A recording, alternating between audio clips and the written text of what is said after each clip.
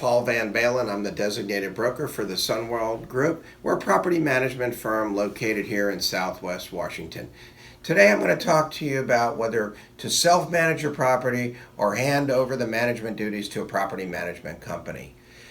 The first and foremost you must think about when you try to self-manage is, do I have the time that it's going to take to manage the property? You're going to have the correct lease documents.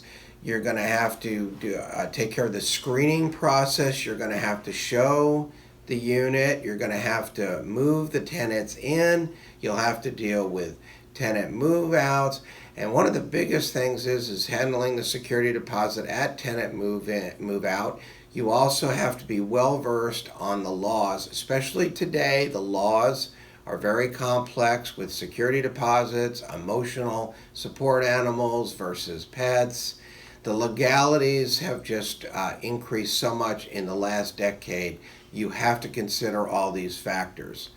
So when you do decide to self-manage, you have to ask yourself, do I have the time, the knowledge, and so forth?